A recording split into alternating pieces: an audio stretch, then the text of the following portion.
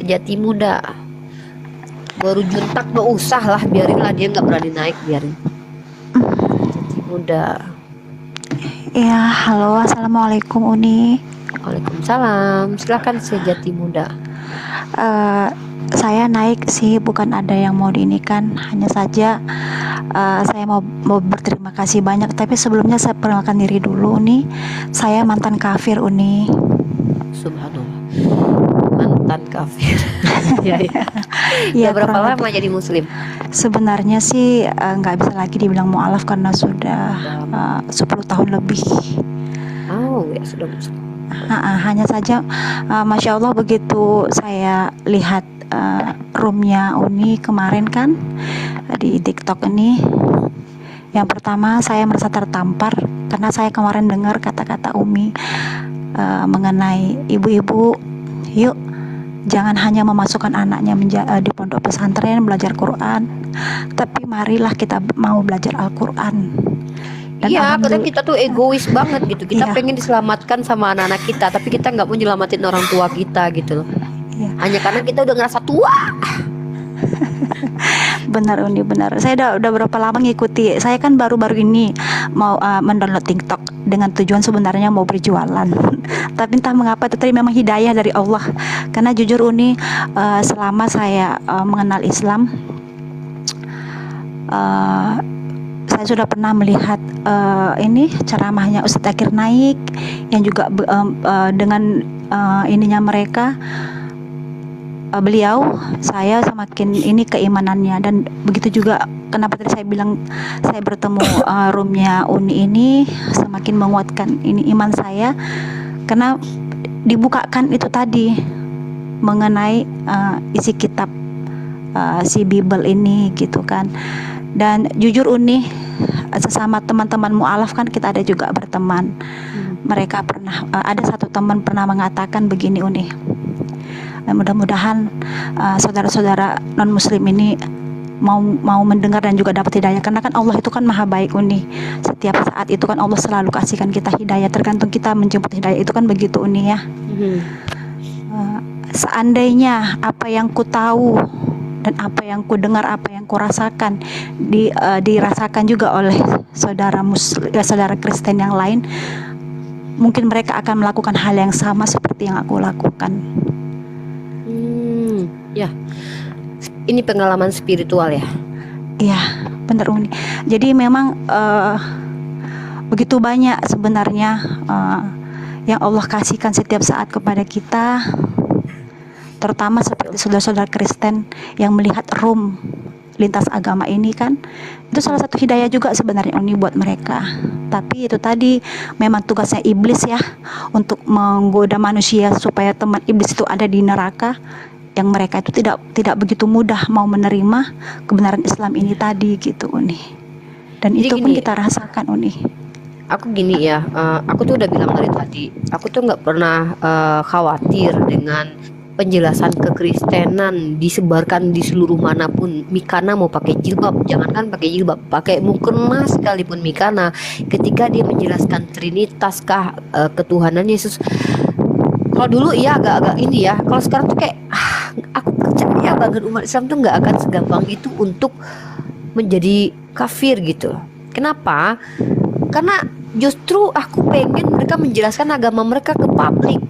Ketika mereka jelaskan agama mereka ke publik, aku malah yakin umat Islam akan bersyukur menjadi muslim. Coba jauhkan dulu Mbak mikrofonnya. Itu loh. Malah makanya aku bilang kayak alhamdulillah Mikana, semoga yang nonton Mikana tuh semakin banyak umat Islam yang nonton kiamat semakin banyak yang nonton. Jadi supaya sadar dan bersyukur atas nikmat iman ini gitu loh. Karena ketika mereka menjelaskan agama mereka, aku tuh nggak pernah khawatir satupun umat Islam, baik yang mohon maaf yang belum pintar, yang masih awam, itu aku yakin banget nggak akan berpindah menjadi Kristen. Tapi aku khawatir kalau ketika mereka menyerang agama Islam dengan membawa kaidah keilmuan yang tidak dipahami oleh umat Islam. Makanya aku tuh kayak ayolah kita sama-sama belajar. Aku aja udah 36 tahun, aku kuliah lagi, bayangin. Aku baca buku tafsir lagi, bayangin. Capek sih. Jujur ya, umur 36 tuh kayaknya pengen tuh lagi menikmati mall gitu, jalan-jalan pakai ngabisin duit gitu ya, kayak berdandan-dandan maskeran gitu, tutup wajah, nyantai gitu kan, buang-buang waktu di tempat-tempat enak, santai. Pengennya begitu, tapi kalau seandainya itu kita lakukan terus kita lupa, dari muda kita udah senang-senang, tua pun kita nggak mau mengejar ketertinggalan. Kecuali emang dari muda kita udah ditempa sama orang tua, udah dapat ilmu banyak, nggak apa-apa lah agak santai sedikit di hari tua karena kita udah banyak ilmu. Nah, kita yang kayak aku gitu ya, dari kecil tuh udah leha-leha, ada kelas bahasa Arab cabut. Kenapa nggak belajar bahasa Arab dari dulu? Sekarang kejar ketertinggalan itu biar adil, biar fair gitu loh. Maksudnya itu baru khawatir orang Islam yang awam ini terguncang imannya karena ketidakpahamannya terhadap kaidah keilmuan Islam. Makanya aku pikir rumah aku dulu kan lebih banyak membongkar doktrin mereka. Nah sekarang kan udah banyak room-room yang kayak gitu dan mereka pun udah menjelaskan agama mereka kan, dan aku malah seneng. Justru aku seneng orang Kristen menyiarkan kekristenan di publik secara masif gitu. Kalau perlu mereka setiap hari tuh jelasin Trinitas seperti apa. Bahkan aku itu yakin menjadi asbab orang Islam menjadi semakin bangga dengan keislamannya. Tapi aku juga pengen umat Islam begitu. Umat Islam itu kita buka komal-komal, kita bahas syubhat, kaidah keilmuan yang jarang kita temukan di sekolah-sekolah umum. Kayak qiraat itu kan bukan ilmu yang ada di SMA atau aliyah tuh. Di aliyah aja dulu aku tuh nggak dapat qiraat secara detail gitu, karena qiraat ini hanya diberikan di pondok pesantren. Nah sementara qiraat ini adalah ilmu yang sangat penting buat kita. Nah makanya kita sering bahas tentang qiraat atau ilmu mantik misalnya kan. Mantik ini kan nggak semua orang-orang di aliyah dapat, di fakultas-fakultas itu juga nggak semua, karena sudah ditambah dengan filsafat lah ini. Jadi makanya tuh kayak aku tuh ayolah kita bahas yang Islamnya, yang syubhatnya apa gitu kita bahas secara apa, nanti ada unsur mantiknya kah, nah lugahnya, tentang bahasa. Makanya aku lebih sering tuh kayak yuk kita bahas etimologi antara iman dengan yakin, apa sih bedanya, asal katanya apa sih, ulama memahaminya bagaimana sih. Makanya kayak kenapa aku ambil tafsir Al-Qurtubi, karena tafsir Al-Qurtubi itu termasuk tafsir yang menjelaskan detail kata-kata di dalam Al-Quran sendiri gitu, ilmu lughahnya gitu Mbak. Jadi kita tuh kayak Mbak ya, saya gitu kan 36 tahun, anak dipaksa-paksa ngafalin Al-Quran, karena kita tahu kan anak kita menghafal Al-Quran kita selamat kan gitu kan. Jadi kita ada benar, Uni, benar. ada syafaatnya lah. Kita sendiri gak mau jadi syafaat buat orang tua kita gitu. Nggak bisa aku nyuci, nyapu, ngepel, aku nggak bisa ngafalin Al-Quran. Bullshit semua itu, bullshit. Karena ternyata sebenarnya bisa Mbak. Aku nyoba loh. Karena selama ini kita nggak bisa karena kita nggak pernah nyoba. Aku aja kaget dulu bisa ngafalin sampai 1 sampai 50 surah Al-Baqarah gitu.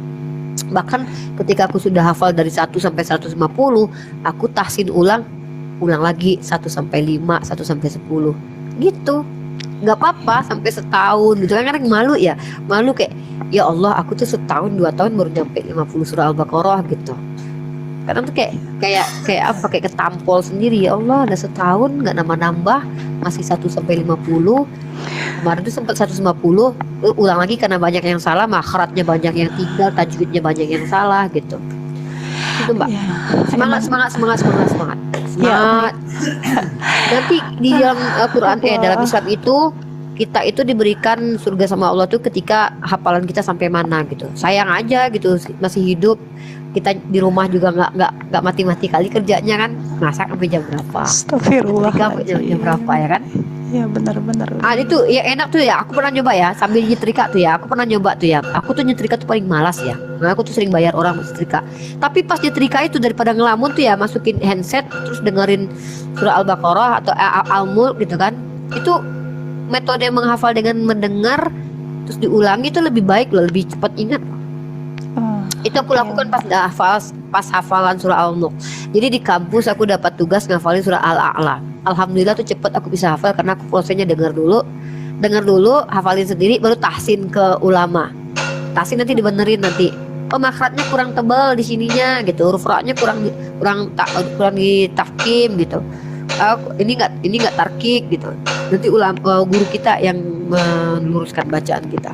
Tapi minimal dengar dulu aja. Insya Allah, Nanti saya aku juga coba. sama Mbak. Aku cuma baru hafal beberapa ayat doang, jadi malu aja gitu. sebenarnya itu tadi mungkin Uni ya, memang kita harus menyadarkan diri, malu gitu ya Uni ya, seperti yang Uni bilang tadi. Karena memang bolak-balik saya selalu bilang sama anak-anak, tolong kalian belajar, nanti kalau kalian sudah pintar ajari mama gitu. Biasanya Uni saya ngomong sama anak-anak. Ya udah Uni, makasih banyak. Ya semoga sama-sama ya, doain aku juga bisa istiqomah, karena aku tuh sulit banget Amin, istiqomah. amin ya Allah, amin. Aku tuh orangnya tuh susah buat konsisten sebenarnya, karena kayak aku punya jadwal besok, kayak oh ya aku punya jadwal besok tuh ngafalin ini gitu. Besok tuh ada Iya. aja yang menaikkan. Jumat semalam Uni, saking saya senangnya gitu kan, bisa tahu Uni, tahu Bang Zuma juga, ustadz-ustadz yang lain kan. Saya sampai bilang sama anak saya yang paling besar, Masya Allah nak, nanti kalau misalnya udah selesai kubrohnya, teruskan nanti teruskan nanti sekolahnya nak, kayak orang Uni ini ya nak, kayak orang Profesor Juma. Saya tunjukin Uni itu TikToknya ini sama anak saya. Alhamdulillah anak saya mendengar Uni. Kayaknya saya gini, ya Allah, kayak saya sendiri kan Uni, keluarga saya kan masih banyak yang non muslim gitu ya Uni ya. Jadi saya berharap mungkin nanti melalui anak saya, dengan dia bertambah ilmunya, insya Allah Allah kasih mereka hidayah, mereka bisa juga ikut Islam gitu Uni. Bantu doanya ya Uni, mudah-mudahan Allah ijabah. Mereka masih muslim, udah muslim. Saya yang muslim tapi mereka belum Uni. Ya Allah. Amin amin ya Allah. Ya Uni, makasih banyak Uni. Berapa anaknya? Anak saya yang paling besar jalan 18 tahun Uni, alhamdulillah sudah 20 juz. Alhamdulillah. Cuman saya sendiri mungkin ini Uni belum betul-betul mau getol gitu untuk membaca Quran dan juga belajar Quran. Makanya saya semalam gitu Uni bilang berarti seperti itu. Tuh ada yang muslim tuh yang umur 18. Anak saya memang muslim Uni. Maksudnya gimana Uni? Tapi kan anaknya masih belum muslim. Yang belum muslim siapa Bukan, saja? maksud saya yang belum muslim itu keluarga dari saya. Okay. Kayak bapak saya, adik-adik saya gitu kan. Makanya ya, mudah-mudahan dapat hidayah. Ya, wasilahnya Mbak nanti insya Allah mudah-mudahan amin dapat ya Allah. hidayahnya mereka gitu. Insya Allah doakan aja terus. Batu aja ditetesin bisa bolong. Ya benar Uni. Kadang kan tahu sendiri Uni, kita yang namanya mu'alaf nih Uni, bukan mudah untuk bisa sampai di tahap seperti ini. Ujiannya itu kan memang Masya Allah dahsyat Uni. Makanya kalau saya berpikir sih gini Uni, mungkin selama ini hari Allah yang jaga saya, makanya saya tetap bisa istiqomah sampai saat ini gitu Uni. Ya, makasih banyak Uni, makasih banyak saya sudah bisa naik ke room Uni. Mudah-mudahan kita sehat-sehat selalu dan Allah limpahkan rahmatnya ya Uni ya. Ya, saya undur diri Uni. Assalamualaikum warahmatullahi wabarakatuh. Doakan saya selalu ya. Makasih banyak. Yakuza. Assalamualaikum Yuni. Waalaikumsalam Yakuza. Ada Nah, Joseph. ini mau bertanya nih, soalnya kan ada yang berkaitan dengan masalah Umi nih. Hah? Yang Umi yang Nabi tidak tahu membaca itu. Oh. Nah, itu kan keluar itu kan dari mulutnya sendiri kan Umi. Nah, jangan sampai saya punya pemahaman ini, saya takutnya jangan sampai ada literasi yang mendukung pemahaman saya ini. Mungkin Coba. bisa lah. Nah, jadi kata Umi ini kan keluar dari mulutnya sendiri. Bukan. Dari apa? Bukan. Umi itu pernyataan Allah, dihadirkan seorang nabi yang ummi di kalangan kalian. Bukan dia. Kalau Rasulullah itu bilangnya dia tidak bisa membaca begitu. Dia tidak bisa membaca. Itu gitu ya. coba cross check. Kalau saya kalau definisi umi dulu. Bang Yakuza memahami definisi umi itu apa aja.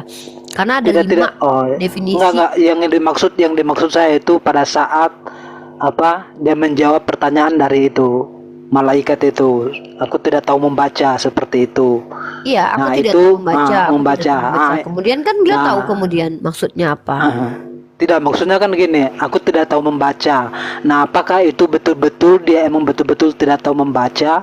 Terus yang kedua, apakah emang betul-betul dia tidak tahu kitab-kitab yang sebelumnya?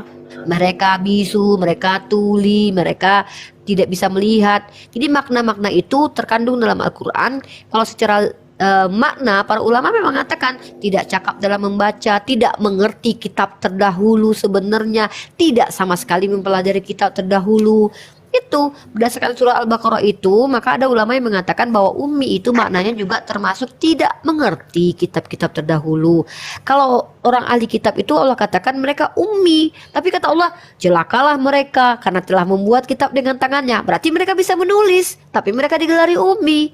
Nah, ummi di situ wa minhum ummiyuna la ya'lamunal kitab. Mereka tidak tahu kitabnya, tapi sok tahu membacakan kitab yang dibacakan bukan kitab dari Allah sebenarnya. Di itu jadi makna ummi. Nah, Rasulullah ummi. Ada ulama yang mengatakan Rasulullah tidak pernah sama sekali membaca kitab suci sebelumnya. Rasulullah memang tidak ada kecakapan menulis dan membaca. Rasulullah betul-betul tidak sama sekali. Tetapi kalau kecakapan menulis dan membaca, apakah itu sebuah ini? Itu kan bukan sebuah gini ya. Orang membaca menulis itu bisa dikatakan cacat tidak, Yakuza? Tidak bisa, karena itu bisa diasah, bisa dipelajari. Itu sebuah kemampuan yang memang natur manusia bisa lakukan itu kalau dia belajar, kalau dia kuasai. Kan itu kayak kamu awalnya bukan petani, kamu nggak bisa bertani kan, tapi kamu bisa bertani kalau kamu belajar. Nah, beda kalau orang yang memang dari awal itu ya idiot, sorry ya aku pakai kata-kata ini ya, janganlah idiot, Down syndrome, ya kan? Belajar pun mereka memang susah karena memang secara kemampuan mereka susah. Apalagi yang disleksia tuh, kayak Albert Einstein tuh. Einstein itu disleksia, dia sulit membaca menulis, tapi intelektualnya tetap jalan gitu. Jadi gak ada kaitan dengan intelektual. Jadi kan ini unik. Mereka kan tanya tentang saya berkaitan dengan pada saat diturunkan ditanya malaikat selama 3 kali. Dia menjawabnya tidak tahu membaca. Mungkin jawaban saya itu dia belum mengerti apa yang dimaksud dengan malaikat. Yang sampai itu disleksia, biawa, udahlah nama biawa, telinga pun betul-betul biawa, nggak dengar. Dia disleksia itu artinya adalah orang yang kesulitan membaca dan menulis. Koplak. Udahlah, kapok aku kalau cerita mau Oten nih. Tidak maksud saya itu apakah jawaban saya ini benar atau tidak. Dia belum mengerti apa yang dimaksud oleh malaikat itu sebelumnya, makanya selama 3 kali. Jangan ini Yakuza, jangan bermain-main dengan pikiranmu sendiri, karena banyak para orang-orang yang tersesat dikarenakan mereka menggunakan pemikirannya sendiri. Kutip nukil, pakailah pandangan para ulama, itu lebih aman buat kamu di akhirat dan di dunia. Serius, pakailah pandangan para ulama, jangan melenceng daripada paham-paham para jumhur ulama. Karena kata Rasulullah, artinya kan itu kan tidak menunjukkan bahwa dia tidak tahu membaca dengan menulis kan. Iya, bahkan ada ulama yang mengatakan bukan masalah bisa membaca dan menulisnya, tetapi dia tidak pernah mengkaji kitab terdahulu gitu. Iya, itu maksudnya itu hal lain, cuman dipertanyakan itu kan pada saat ayat ini aja, makanya jawaban saya seperti itu. Iya, tapi jangan bermain-main dengan pikiran sendiri lah. Iya, saya tahu juga. Assalamualaikum. Waalaikumsalam. Ya. Intinya ya Yakuza, saran Uni, peganglah pandangan para ulama saja, itu lebih aman buat kita di dunia dan di akhirat gitu. Karena kita diminta pertanggungjawaban. Tapi kalau untuk diri sendiri sih nggak apa-apa ya. Maksudnya kita kadang-kadang ketika baca Al-Qur'an, baca hadis, kita kadang dapat hikmah lah, kayak pemahaman sendiri gitu. Peganglah untuk sendiri, tapi tidak untuk disiarkan atau untuk dipublish. Karena ketika kita publish, ketika pemahaman kita salah dan bertentangan dengan para ulama, nah kan khawatir kita melakukan penyesatan.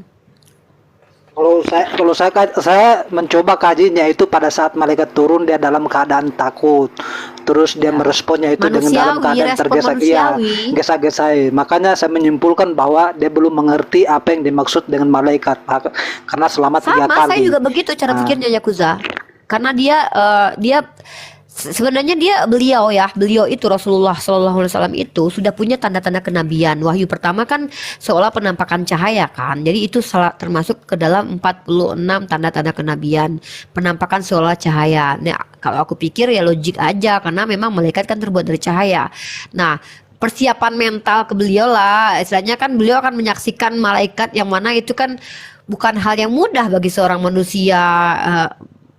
Beliau kan manusia, bukan mentang-mentang beliau nabi terus natur manusianya dihilangkan gitu kan, tidak. Jadi hal yang wajar ketika beliau ketakutan, beliau khawatir, beliau merasa apa yang datang ke saya, siapa yang datang ke saya itu kan hal yang wajar, lumrah. Itu tanda bahwa beliau itu adalah betul-betul manusia gitu loh, bukan Tuhan gitu kan. Itu natur aja gitu, manusiawi aja gitu. Kalau menurut aku sama Yakuza cara berpikirnya. Tapi Artinya ingat ya, tidak ada punya sifat pertentangan, wajib loh. artinya tidak ada Yakuza, pertentangan kan dengan Al-Quran? enggak lah. Kalau aku tuh Bertentangan sebenarnya. enggak, tapi Yakuza harus sesuai dengan sifat kenabian, dimana salah satu sifat kenabian itu adalah cerdas gitu. Iya itu cerdas maksudnya, cerdas dia. Ya. Uni, saya mau nanya nih. Halo Uni. Ya, Andri Kamas. Sebelumnya salam kenal nih. Saya dari Bengkulu nih. Eh, saya mau nanya nih, kemarin kan saya nonton live-nya Mikana itu kan nih. Mm-mm. Nah, apa namanya, kemarin itu Mikana itu sempat berdebat itu masalah yang sifat-sifat Allah itu kan ada wujud ya nih. Mm. Nah, kemarin itu Mikana itu bilang kayak gini, sifat-sifat Allah kan itu wujud, mana wujudnya mana, katanya gitu nih. Kalau dari Uni sendiri menjelaskan itu gimana nih menurut Al-Quran ini? Dia menggunakan KBBI, perspektif bahasa Indonesia, bahwa yang dimaksud dengan wujud itu termaterikan. Nah, masalahnya dalam perspektif kita Islam, wujud itu artinya ada, bukan termaterikan. Nanti kalau kita bicara Allah zahir dan batin gimana? Kalau zahirnya apakah Allah lahir? Nah, jadi kita tidak boleh menggunakan perspektif bahasa Indonesia untuk memahami Al-Quran. Makanya rujuklah para ulama yang mengerti ilmu lughah, ilmu bahasa. Contoh zahir dalam perspektif Islam itu maksudnya apa? Karena iman sendiri dalam perspektif Islam dengan iman perspektif Kristen itu beda. Iman sama dengan percaya. Lalu percaya artinya berarti kalau aku percaya sama Yakuza berarti aku beriman sama Yakuza. Kan tidak. Dalam perspektif ilmu Islam itu ada makna yang memang makna khusus secara Islam. Nah, itu biasanya ulama menjelaskan. Jadi wujud itu bukan berwujud termaterikan tapi ada. Allah itu ada begitu. Kalau ditanya mana wujudnya Allah? Kami tidak mampu, belum dimampukan melihat bagaimana Allah, karena Allah itu ada, laisa kamitslihi syai'un. Tapi bukan berarti kita tidak akan pernah bisa melihat Allah. Bukankah kita dijanjikan akan melihat Allah nanti di surga gitu. Nah, bagaimana kalau mereka membawakan tentang masalah dalam satu hadis apa ya, yaitu Allah menciptakan Adam itu serupa dengan gambarnya. Itu juga pernah kita bahas. Kan kalau para ulama menjelaskan yang menurut segambar itu tuh seperti gini loh. Kita tuh kalau sebelum bikin bangunan itu kita sudah punya sketsanya kan. Gambarannya kita sudah punya kan. Paham gak sih maksudnya? Iya, ya. Kan sebelum kita bikin bangunan itu kita sudah punya gambarannya gitu loh. Maksudnya kita sudah punya ya kalau manusia kan sebelum ada kan sudah ada duluan. Ya maksudnya itu tertujunya itu kepada manusianya atau Nah, kalau itu ada hadis yang pernah Allahnya. aku bahas juga, itu kembali ke itu bentar. Itu menggunakannya kembali ke bentuknya Adam. Kalau ya, Ustaz Wafi jawab bentuknya. ke bentuk Iya, soalnya saya kebalikan. melihat di situ kan bilang Bukan bentuk. nya Allah. Soalnya saya melihat di situ sesuai dengan bentuknya. Berarti bentuknya Ya, itu sesuai bertuju bentuknya. pada Bukan manusia itu sesuai sendiri. bukan bentuk Allah, bukan mirip Allah, Nah. tapi sesuai dengan bentuknya gitu. Nah, saya kesal orang-orang yang naiknya ini buta tidak bisa menjawab itu persoalannya. Saya naik, saya minta naik itu tidak bisa. isu-isu lama ya Kuza, itu zaman-zaman Zoom. Berarti gini ya, zaman-zaman TikTok nih isu yang dibawa tuh kayak isu-isu lemah gitu. Dulu waktu di TikTok itu kritik teks kita bahas. Iya, bahkan hadis-hadis yang cukup kami tuh kaget itu ya, ada hadis yang salah satu itu penciptaan bumi dan langit itu kurang lebih sama dengan kejadian. Jadi ada orang Islam tuh menyerang kitab kejadian kan. Ternyata ada hadis yang kurang lebih hampir sama. Dahulu mananya. Makanya jadi kita tuh kayak gini loh. Sebelum kita nyerang iman orang lain gitu kan. Karena begini, ada hadis-hadis, ada informasi yang ternyata ulama kita mengambil dari sumber Israiliyat. Paham nggak? Nah, Uni, paham kan? kemarin saya juga lihat Uni yang debat itu masalah Adam dan Hawa kan diusir dari surga ya Uni, karena melanggar larangan dari Allah Subhanahu Wa Taala itu memakan buah kuldi. Nah, apakah benar Uni apa namanya buah kuldi yang dimaksud itu bukan makna buah kuldi, buah dari pohon kuldi gitu ya Uni, atau gimana ya Uni? Aku tuh gini ya, belum pernah sempat mengkaji. Aku belum pernah dapat riwayat hadis yang menjelaskan, belum pernah baca terkait tentang buah kuldi itu. Yang jelas dalam surah Al-Baqarah kata Allah, jangan kau dekati pohon itu. Kan Allah bilang sama Adam, sama setelah iblis nggak mau sujud menghormati Adam. Kalau ibarat kata bahasa Yunaninya tuh proskuneo lah. Ya, proskuneo itu sujud menghormati, itu banyak banget di kitab mereka itu. Ibrahim sujud kepada Bani Het, Yakub sujud kepada Esau.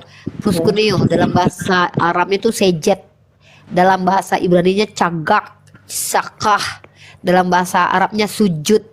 Karena dialek kita berbeda walaupun kurang lebih sama lafaznya.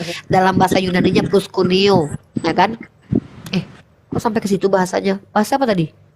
Bahas Hadam dan Hawa Uni. Nah, kemudian setelah Adam disuruh iblis tidak mau, lalu Allah bilang begini sama Adam, Bismillahirrahmanirrahim. Wa qulna bitu minha bukan.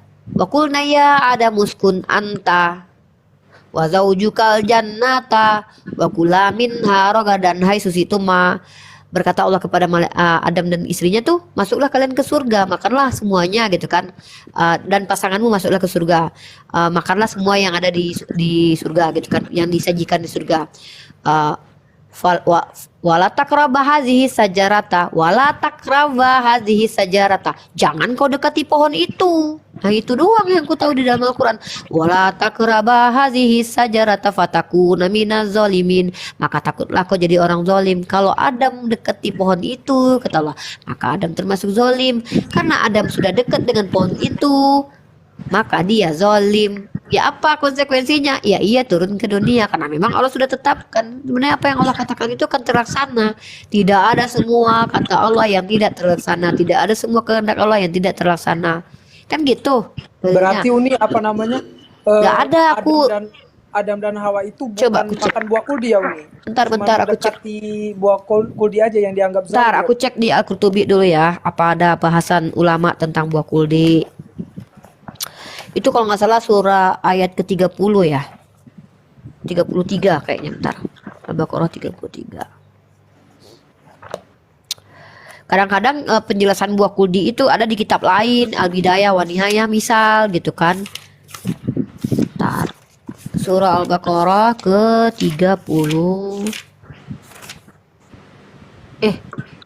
Wala takrabah hadhihi sajarata fatakuna minaz zalimin. 584. Syubhatnya apa tentang buah kuldi itu? Hah? Kenapa gimana Uni?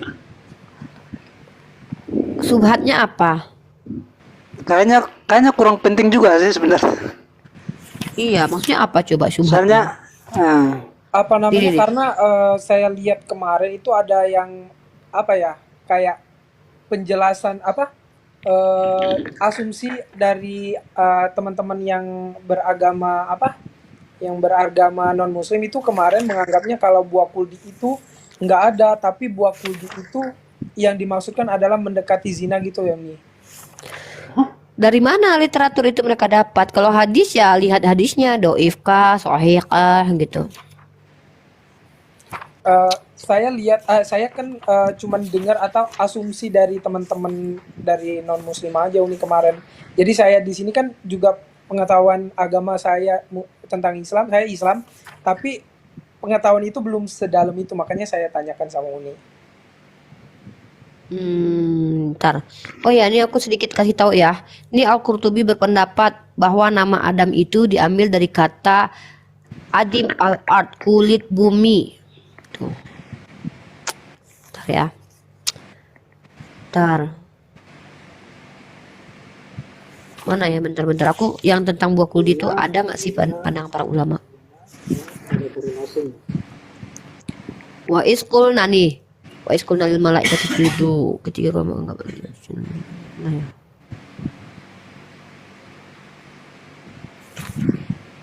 Mana bentar ya. Sabar ya. Oke, siap nih. Kalau nggak ada, aku nggak mau bahas ya. Kalau ada, aku bahas.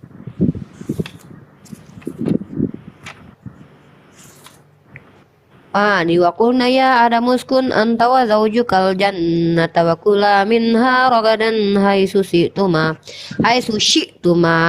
wa la taqraba hadhihi syajarata fatakuna minadh zalimin. Fatakuna minadz zalimin. Benar. Nih, tidak ada silang pendapat di antara ahlul ilmi bahwa Allah mengusir iblis ketika dia menjadi kafir, sekaligus menjauhkannya dari surga. Setelah mengusir iblis, Allah berfirman kepada Adam, diamilah oleh kamu, yakni menetaplah dan jadikanlah surga sebagai maskan, yakni mahal asukun, tempat untuk didiami. Sakana ilaihi yaskunu sukunan. Adapun makna asakan adalah api. Penyair berkata, sesungguhnya terusan ini telah menduduki dengan api dan minyak. Asakan juga mengandung makna segala sesuatu yang dapat didiami. Adapun makna asikin, makna dari kata kedua. Bentar, ini lanjut ya. Dalam firman Allah Ta'ala, ini kusanta, tempat tinggal. Jika demikian maka lebih dapat bukan ini. Umroh adalah engkau menempati seorang di rumahmu. Mana ya? Hadhihi sajarata fatakuna minal zalimin. Minha, pemberian minha mengandung ketiga firman Allah, kamu dan istrimu. Lafaz nggak ada di sini. Buah kuldi dibahas Nabi Adam. Nih, istri Nabi Adam adalah Hawa. Hawa adalah orang pertama yang Allah namakan demikian ketika dia diciptakan dari tulang rusuk Adam. Sementara Adam sendiri tidak menyadari akan hal itu. Seandainya ketika itu Adam merasa sakit, niscaya seorang laki-laki tidak akan merasa sayang kepada istrinya. Ketika Adam terjaga, ditanyakan kepada siapa ini, Adam menjawab perempuan. Ditanyakan padanya siapa namanya, Adam menjawab Hawa. Ditanyakan kepadanya mengapa dinamakan perempuan Imro'ah, Adam menjawab sebab ia diciptakan dari seorang mar'u. Ditanyakan kepada Adam mengapa dinamakan Hawa, Adam menjawab sebab dia diciptakan dari orang yang hidup. Diriwayatkan bahwa para malaikat menanyakan hal itu kepada Adam untuk mencoba pengetahuannya. Ada penjelasan Imam Al-Qutubi kenapa dia dinamai Hawa, karena dia berasal dari yang hidup. Dia diriwayatkan para malaikat menanyakan hal itu kepada Adam untuk mencoba pengetahuannya. Mereka juga bertanya kepada Adam, apakah engkau mencintainya wahai Adam? Adam menjawab ya. Mereka bertanya kepada Hawa, apakah engkau mencintainya wahai Hawa? Hawa menjawab ya. Dalam hati Hawa terdapat cinta kepada Adam berkali-kali lipat lebih besar dari cinta Adam kepada Hawa yang ada di dalam hati Adam. Mereka berkata, seandainya seorang istri jujur mengenai cintanya kepada suaminya, niscaya Hawa pun jujur mengenai cintanya. Ibnu Mas'ud dan Ibnu Abbas berkata, ketika Adam ditempatkan di dalam surga, dia berjalan di dalamnya dengan liar. Ketika dia tidur, maka diciptakanlah Hawa dari tulang rusuknya yang pendek bagian sebelah kiri. Tujuannya adalah agar Adam merasa tentram kepada Hawa dan menyayanginya. Ketika Adam terjaga, dia bertanya kepada Hawa, siapa engkau? Hawa menjawab, perempuan yang diciptakan dari tulang rusukmu agar engkau merasa tentram terhadapku. Itulah pengertian dari firman Allah Ta'ala, huwallazi khalaqalakum ini huwallazi khalaqakum min nafsin wahidatin. Dari surah Al-A'raf nih ya. Ulama berkata, oleh karena itulah wanita bengkok sebab ia diciptakan dari sesuatu yang bengkok, yaitu tulang rusuk. Ini dalam hadis ya. Dari masalah inilah para ulama berargumentasi tentang hak waris yang dimiliki oleh seorang yang kunsa memiliki kelamin ganda. Terus firman Allah Ta'ala, al-jannah, ini surga. Lanjut ya, kita tentang buah khuldi. Uni kalau ini maaf Uni, apa namanya, yang ini ada teman-teman yang komen ini yang hadis riwayat ada. Udah apa yang tadi dulu? Tadi kan belum selesai. Bakul dulu. Oke. Ini ya, tentang itu ya. Firman Allah, wala taqraba hadhihi syajarata fatakuna minadz zalimin. Dan janganlah kamu dekati pohon ini, yakni janganlah kalian mendekatinya untuk memakan buahnya. Itu sebab hanya mendekatinya merupakan suatu hal yang dibolehkan. Ibnu Al-Rabi berkata, nih penjelasannya ya, aku mendengar Asy-Syashi berkata di majelis Nadar bin Shumail, jika dikatakan la taqrab dengan fathah huruf ra, maka artinya adalah janganlah engkau berbuat. Tapi jika dengan dhammah huruf ra, la taqrub, maka maknanya adalah janganlah engkau mendekatinya. Sementara dalam Asy-Syahah dinyatakan qaruba asyishai'u yakrubu kurbaan, maknanya adalah sesuatu itu dekat, sedangkan qaribtuhu aku mendekati sesuatu, akrabuhu kurbanan aku mendekati sesuatu, sedangkan karibtu akrubu Kirobatan seperti katabtu, aktubu, kitabatan, maknanya adalah aku berjalan pada malam hari untuk menuju air semenjak jarak antara aku dan air itu. Berarti ini masalah kedekatan ya. Terhalang oleh perjalanan semalam. Bentuk isim dari kata koruba tersebut adalah al-qorob. Makanya karib kerabat itu orang terdekat kita.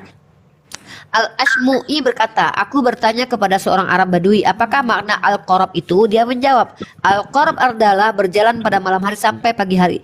Ibnu Atiyah berkata, sebagian cendekia mengatakan bahwa ketika Allah hendak melarang Adam agar tidak memakan buah pohon tersebut, maka Allah melarangnya dengan menggunakan lafaz yang menghendaki makna larangan tersebut, dan juga menggunakan kata yang biasa digunakan oleh orang Arab untuk mengemukakan makna larangan makan tersebut, yaitu lafaz Al-Qorob. Ibnu Atiyah berkata, ini merupakan sebuah contoh yang sangat jelas dalam mengantisipasi hal-hal berbahaya. Para pakar makna kata dalam bahasa Arab berkata, firman Allah wala taqraba, dan janganlah kamu dekati, itu mengindikasikan adanya keterjerambaban dalam kubangan dosa dan terusir dari dalam surga, dan bahwa eksistensi Adam di dalam surga itu tidak kekal. Sebab sesuatu yang dijadikan kekal itu tidak akan dicegah dari sesuatu, tidak akan diperintahkan melakukan sesuatu, dan tidak pula dilarang dari sesuatu. Dalil atas hal ini adalah firman Allah Ta'ala, inni ja'ilun fil ardi khalifah. Sesungguhnya Allah hendak menjadikan khalifah di bumi. Aduh, bilang. Jadi begini, mungkin begini. Jadi hasil kesimpulan kayaknya begini mungkin Bu. Jadi itu adalah suatu ujian terhadap mereka berdua. Terus untuk masalah buah kuldi itu adalah hukum yang ditetapkan oleh Allah untuk mereka. Seperti itu. Jika tidak mungkin itu ada satu hukum, satu syariat yang diturunkan untuk tidak mendekati itu bukti sebenarnya banyak makna. Ya itu hukum maksudnya. Ya, hukumnya. Hukum yang diberikan pertama kali kepada Adam, ujian pertama kali yang diberikan kepada Adam, pembuktian juga pertama kali kepada Adam bahwa Allah itu Maha Pengampun, karena setelah ayat itu kan fatalaqa Adamu mir rabbihi kalimatin fataba alaihi innahu huwat tawwabur rahim. Karena setelah Adam melakukan kesalahan itu, kemudian Adam bertaubat, lalu Allah mengajarkan taubat, memberikan kalimat taubat, dan Adam diterima taubatnya. Itu pembuktian bahwa Allah itu innahu huwa tawwabur rahim, bahwa Allah sedang membuktikan kepada Adam bahwa Allah punya sifat maha penerima taubat, begitu.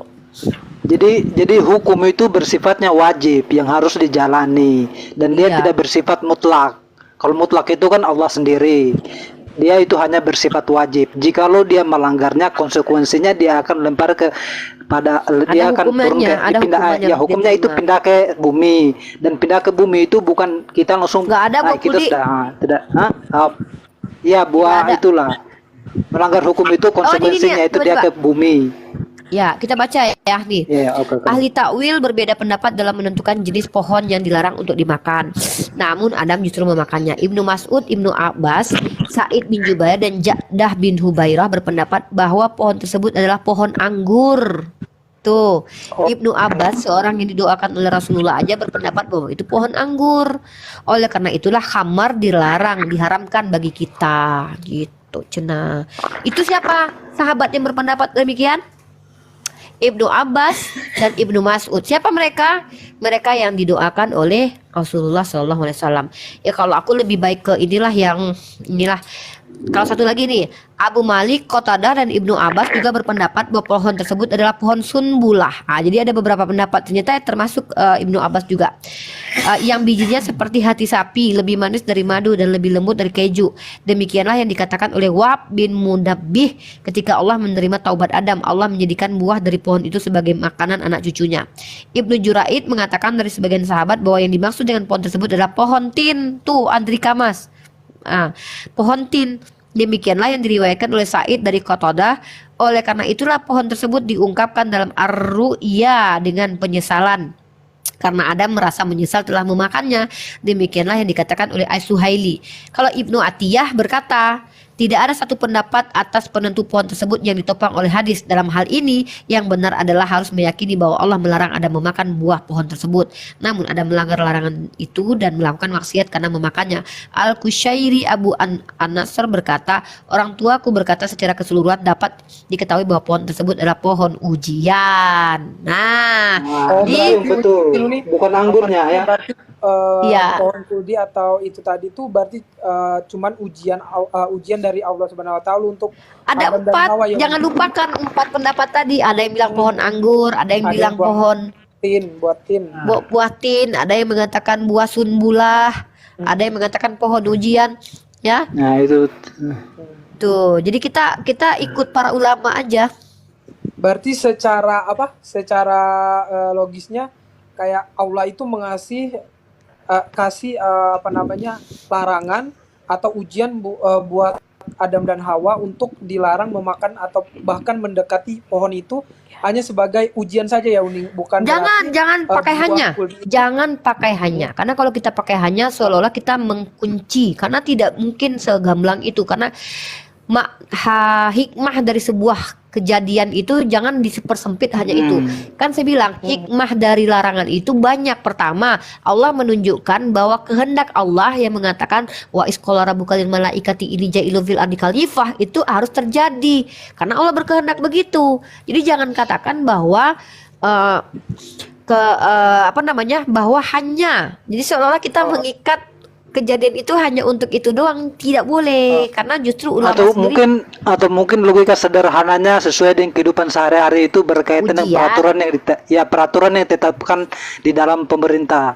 Saya Itu mau jawab seperti itu dulu semacam dong. Dari tadi tuh cerewet banget nih Yani Abraham Apa? Bako ya. Yani ngaku-ngaku anak Abraham ya, jangan-jangan kamu itu anaknya Firaun. Di mana ada nama Hawa dalam Al-Qur'anmu? Coba tunjukkan. Pertama, kalau tidak ada nama Hawa di dalam Al-Qur'an, apakah Al-Qur'an salah? Kami juga punya literatur yang disebut hadis. By the way, di kitabmu nama ya. Kutanya ya nanti ya.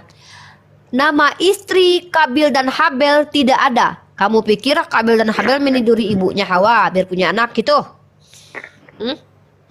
Nama bapaknya Paulus juga nggak ada. Apakah Paulus nggak punya bapak gitu? Astagfirullah. Udahlah.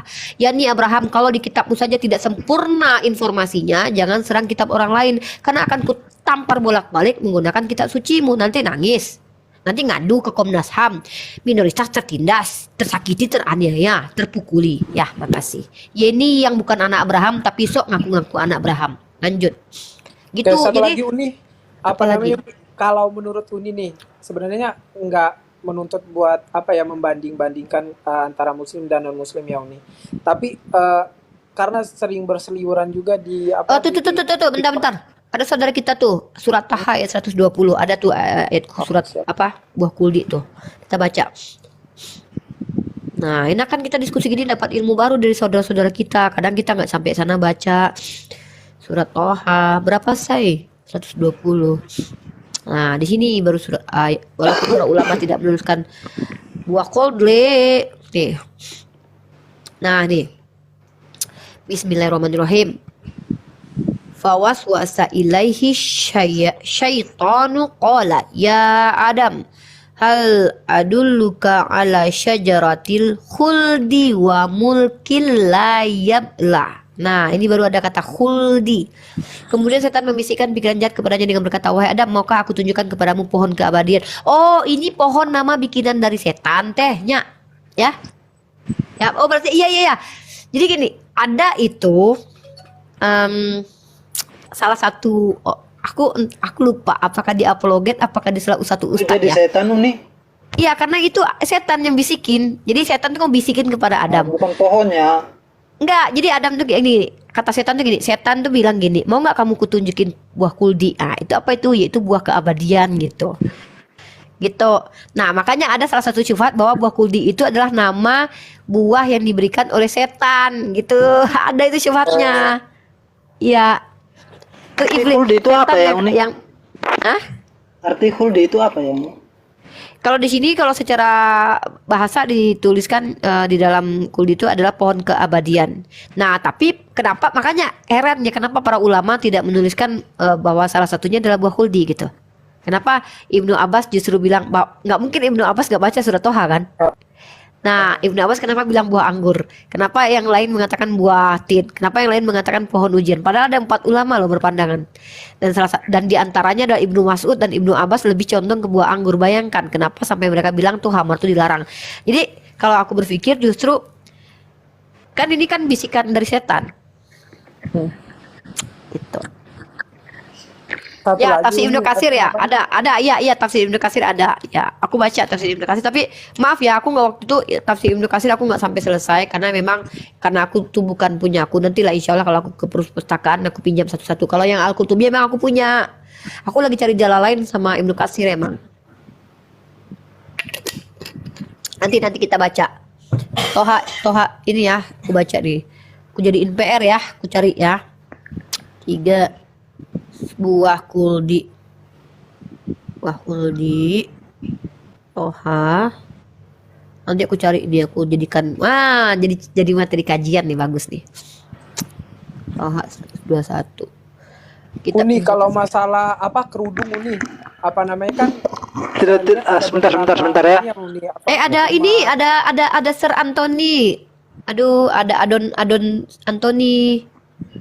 Ini aku tunggu-tunggu dari tadi jam segini baru masuk.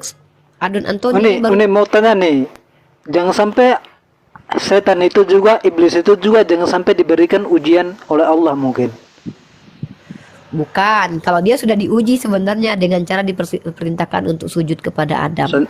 Kemarin saya sempat ada sedikit debat juga dengan siapa nih, Bang Al dengan Indra Mose, terus pada akhirnya saya mempunyai kesimpulan tersendiri, yaitu pada saat manusia mati dan setan nanti mati, nanti setan itu kembali kepada hakikatnya, pulang kampung lagi itu. Yakuza mah sering liar. Yakuza mah kebanyakan baca filsafat.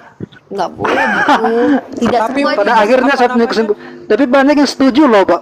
Banyak yang setuju, saya punya pendapat loh. Ngeri loh Yakuza, kalau aku tuh malah ngeri loh kalau pendapatku disetujui orang. Siapa dulu dong, Sir Anthony, Lord Anthony.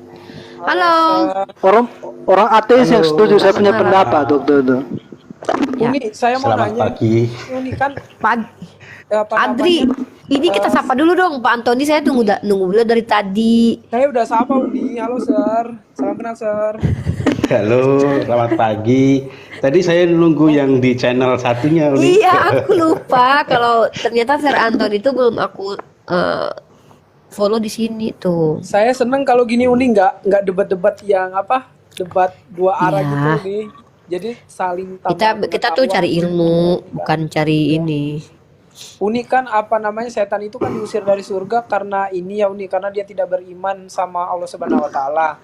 Terus nanti Uni apabila hari kiamat itu apakah setan itu bakal beriman atau bertasbih lagi kepada Allah Subhanahu wa taala atau gimana ya Uni? Setan itu gelar loh.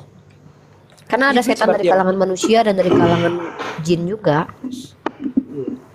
Makanya ketika pendapat kenapa setan bisa membisikkan itu, ada yang ulama berpendapat bahwa itu mengalir di darah, itu menjadi karakter dari manusia gitu. Dia mengalir di darah kita karena bisa menjadi sifat dan karakter gitu. Makanya ada setan dari kalangan manusia, setan dari kalangan jin. Kalau iblis itu nama petinggi si Azazil itu sendiri karena dia terputus dari rahmat Allah, dari kata ablasa. Maka dia bergelar iblis. Nah, namanya sendiri itu adalah Azazil. Setan itu adalah sifat gitu. Bukan Dia terputus jenis dari makhluk rahmat Allah itu, dia terputus dari rahmat Allah itu emang diizinkan Allah ya. Gini, memang kan begini, ketika dia menolak untuk ikut perintah Allah, dia kan berbeda dengan Adam. Nah, ini Ya, bedanya. hampir sama itu nih. Itu Beda.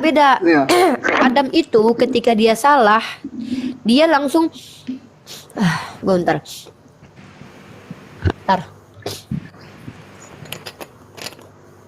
Bentar, Pak Antoni, maaf ya, kalian jangan, aku mau Iya, sama Pak nggak Antoni dulu. apa-apa. Lanjut aja, Uni, lanjut aja saya mendengar. Ya, jadi ketika si ulama berpendapat apa tadi? Ablasa. Ablasa ya, si iblis ya. Iya. Nah, jadi iblis itu tuh dia ketika dia salah, dia kan gini nih, diperintahkan dia nggak mau, maka dia diusir oleh Allah karena keingkarannya. Nah, sementara Adam diperintahkan, dia nggak ikut. Tapi bedanya Adam dengan iblis adalah Adam bertaubat, fatalaqa Adam mirabbihi kalimatin fataba alai, dia bertaubat. Iblis dia bukannya bertaubat, justru dia bilang ke Allah, aku akan buktikan. Dia masih nggak percaya gitu loh. Aku akan buktikan bahwa akan banyak yang mengikuti aku gitu. Dia minta izin malah sama Allah untuk jadi penyesat, maka Allah izinkan. Bukannya ini yang Jangan sampai itu hanya rencana Allah untuk sebagai ujian terhadap manusia itu sendiri. Loh, kok jangan sampai? Semua kan memang rencana Allah. Dari awal kan Allah sudah bilang bahwa tidaklah Iya. menciptakan jin dan manusia untuk diuji. Ya, makanya kesimpulan terakhir saya itu setan itu kembali pulang kampung, yang menjadi masalah manusia itu masuk ke kampungnya itu setan. Udah kita Nah, itu. jangan, aku ngeri sama Yakuza nih. Yakuza tuh suka bawa Uni, pemikiran bukannya sendiri. ini ya apa Iya. kalau iblis itu sebenarnya kan sama kedudukannya sama malaikat dulu ya. Tetapi karena iblis Iya, ini nggak namanya mau Azazil. disamakan, Dia nggak bahkan mau dikatakan disamakan. bahkan dia dikatakan salah satu yang dari kalangan jin yang memang memiliki kelebihan. Tapi apa namanya, kita ke Pak Antoni dong. Kalian besok masih bisa ngobrol sama Uni mah. Oh iya, oke. Aduh, terlanjut aja Uni, gak apa. Aku tuh nungguin Pak Antoni dari tadi. Tuh aku udah bawa pena loh. Waduh. Itu nanti ya. Nanti kita bahas ya Yakuza sama Andri. Pak Antoni, mohon maaf ya, ini bukan aku bermaksud kurang Ya. ajar, tapi aku mau ngasih pelajaran Yani Abraham Bako ya. Yani Abraham Bako, Ya. ibu ini suka cerita Silakan. dongeng. Ya, Pak Antoni, mohon maaf. Dan ini tidak maksud menyerang imannya Pak Antoni, tapi ini adalah pelajaran buat si Yani Bako. Oke, aku akan tunjukin sebuah dalil dalam kitab suci kamu, Yani Bako ya. Mudah-mudahan ini membuat kamu jerah dalam berargumentasi yang tidak ilmiah dan menyerang keyakinan orang lain ketika kami tidak membahas keyakinan kamu. Yani Bako, Yani mengaku cucu Abraham ya. Hah? Bobo dibawa ayah ke kamar. Si Yani yang aku ngaku keturunan Abraham. Padahal aku yakin dia percaya bahwa Abraham itu pezina karena dia tidak mungkin percaya poligami dibolehkan. Kamu ngaku-ngaku namamu Abraham. Tapi kamu tidak mengakui bahwa Abraham itu poligami. Kamu adalah durjana. Aku tunjukin sama kamu ya. Ya oke, silakan Yani merapat, Yani Abraham Bako ya. Yani jualan sembako. Dengar ini ya. Kamu baca ini ya. Setelah hal itu dikabarkan kepada Yotam, pergilah ke gunung. Aku ambil konteks ini. Aku klik ini. Nah, setelah hal itu dikabarkan kepada Yotam, pergilah ia ke gunung Gerizim dan berdiri di atasnya. Lalu berserulah ia dengan suara nyaring kepada mereka, dengarkan aku, kamu warga kota Sikem, maka Allah akan mendengarkan kamu juga. Yeni tukang sembako, dengar ini ya, tafsirannya ya. Nah, gini dong caranya kalau diskusi itu, bawa data. Oke, Yani, simak tante ajarkan kamu nak, sini nak. Sayang, tukang sembako sini. Sajak yang dibawakan Yotam ini berupa fabel. Ialah dongengan di mana makhluk-makhluk yang tidak beraksi atau pohon dan bintang tersebut berlaku sebagai manusia. Nah, kamu bilang tadi apa? Ibu ini suka mendengarkan dongeng. Apa kata kamu tadi, Yani Sembako? Nah, ini apa ini Yani Sembako? Ini apa ini Yani Sembako? Hati-hati ya Yani Sembako ya. Nih. Yani, yang aku ngaku cucu Abraham, ya. Nggak malu tuh. Saya dari tadi bahas tentang Islam, nggak bahas agama kamu, nggak baca-baca kitab kamu. Dasar. Ya. Oke. Sir Antoni, sorry ya. Saya agak barbar Nggak Sir, kalau apa-apa. ketemu sama orang-orang barbar gitu.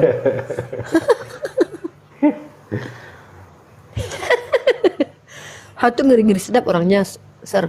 Agak ada jahat-jahatnya lah sedikit gitu.